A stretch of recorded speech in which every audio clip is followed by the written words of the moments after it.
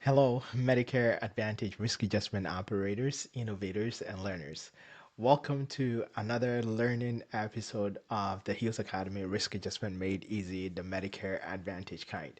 This is our first video in 2026, and we are very happy that we are back and learning. And there are so many changes that are in the pike in Medicare Advantage risk adjustment, and we want to take the moment to be able to digest them and learn from them and also be prepared for things that are yet to come. If you are new to our channel, I want to say welcome. If you have been with us all the time, we also want to say thank you for spending this evening with us. We are glad that you joined us today. CMS released the payment year 2027 advance notice last week. And as different stakeholders get ready to prepare comments to send to CMS and look into it to identify any potential impact on them, we want to take this month to dig through some of the key areas of the advance notice in terms of Medicare Advantage risk adjustment specifically, so that you are armed and prepared to know how to navigate through this. So we will start today and looking at the payment year 2027 advance notice, looking at the MA Part C non-ESRD specific proposals. Throughout the month, we'll be taking different parts and looking a little deeper into them. And if you have any questions as you are studying from me or studying from others, there are a lot of resources online.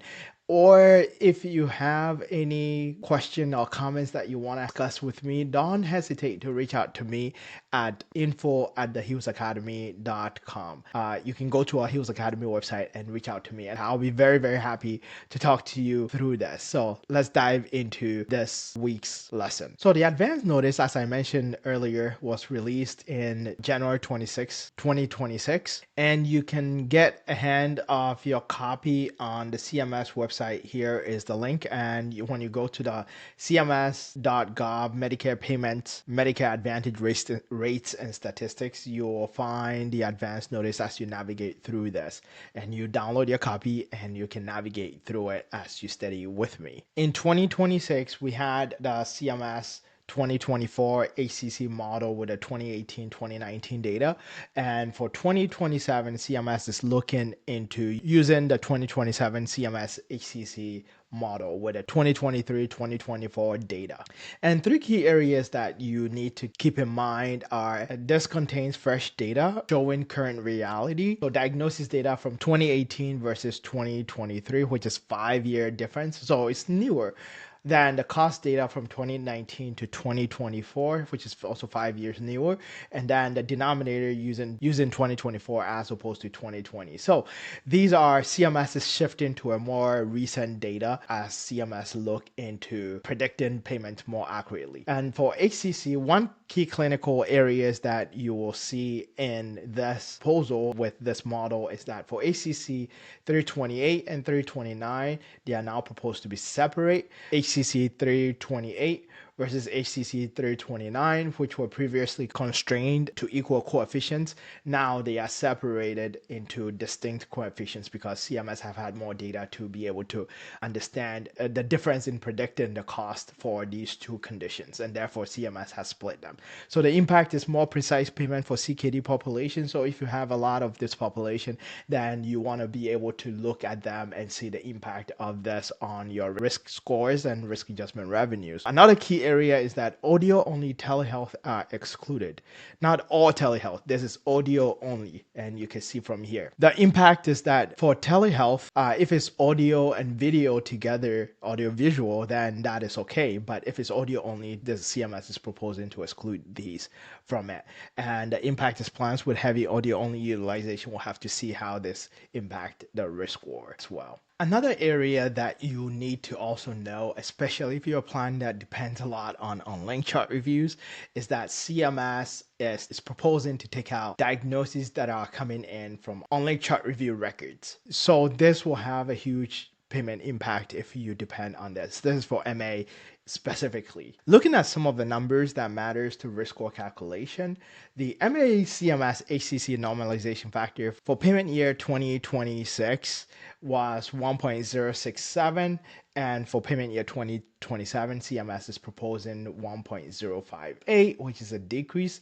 And the Mackey factor, which is the Medicare Advantage coding intensity factor, is staying the same. There is no change. And data sources, CMS is looking at both encounter data and fee for service. Apart from the 2027, CMS is excluding the unlinked chart reviews. So if you have unlinked chart reviews, CMS is excluding that from the data sources that you need to know. So what is the impact of these numbers? So looking at just a quick math here, all things being equal, if a beneficiary has a raw risk score of 2.5, which is just diagnoses and demographics, and you are doing the normalization, this is just looking at some of the impact of the normalization and the coding intensity.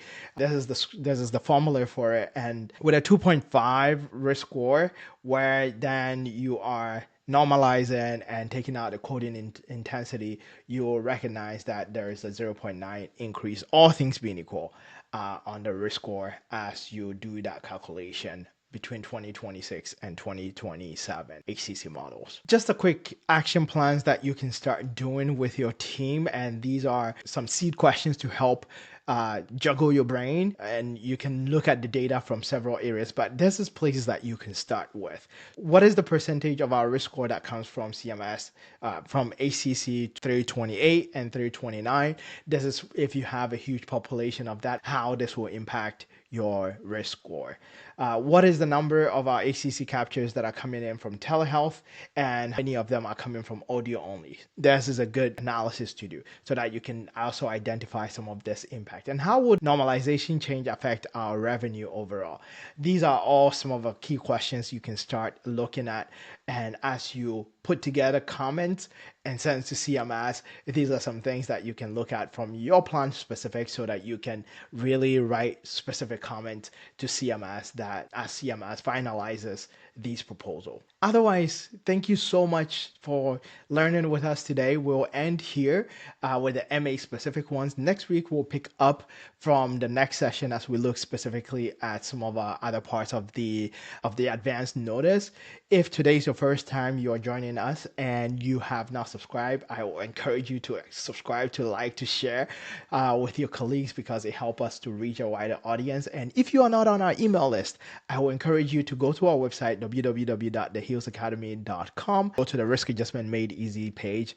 You will get a chance to be part of our email list, and you'll get our signature gift from Chaos to Clarity, the essential Medicare Advantage comparison cheat sheet, which compares the risk adjustment data sources that I just talked about, linked on-link chart review. This resource is there to give some more insight about what on-link chart reviews are, or what these data sources are. Thank you, and I will catch you same time next week as we continue on this learning series. All right, bye for now.